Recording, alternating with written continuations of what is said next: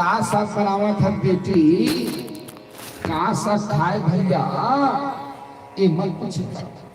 अब नवा बहू आए नई दुल्हन, तब कुछ न कुछ तो प्रश्न चाहिए बोले बार है ना, उत्साह। तो भाई सागे भाजी पूछबे तभी ना, और कुछ दूसरा चर्चा नहीं कर सकते। एमा कल विशेष आपको लगता है ना, जिन कुत्ता पालते और जीवित पशु पक्षी मार करके जिन खाते, 9 झल्ला बराबर बराबर पाप लगते। और बिल्कुल कल कापी पेन लेके यहाँ बहुत सारा न अभी केवल एक से बढ़कर एक कथा है, बहुत लिखे तो डायरी 9 दिन में कम पड़ जाएगी।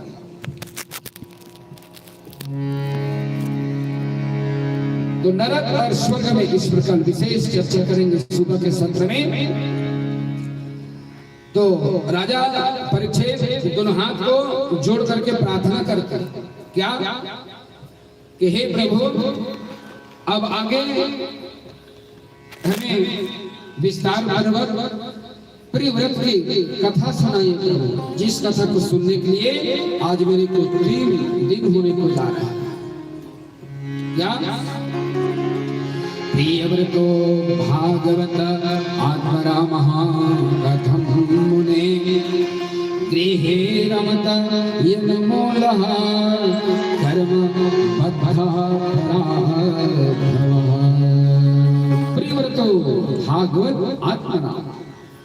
ये प्रियव्रत जो है, इसका मन जो है संसार में नहीं लगा मता, जिसे हम आप लोग संसार में हैं, गृहस्थ में हैं, उसका मन गृहस्थ में संसार में नहीं लगा।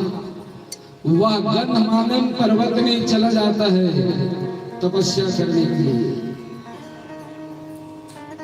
मनु और शादी करने के लिए, लेकिन उसका मन नहीं लगा संसार में। धान दौलत खेती बाड़ी लाव लश्कर हीरा मोती सब को छोड़ करके गंधमादन पर्वत में चला गया और गुरु नारद से उन्होंने शिक्षा प्राप्त की। गंधमादन पर्वत में कहते हैं जिसका मन राम में रमे, प्रिय मने व्रत होता है, और व्रत माने उपासना। जिसका व्रत जो है अच्छा हो, जिसका मन जो है अच्छा हो, उसका नाम है प्रियव्रत।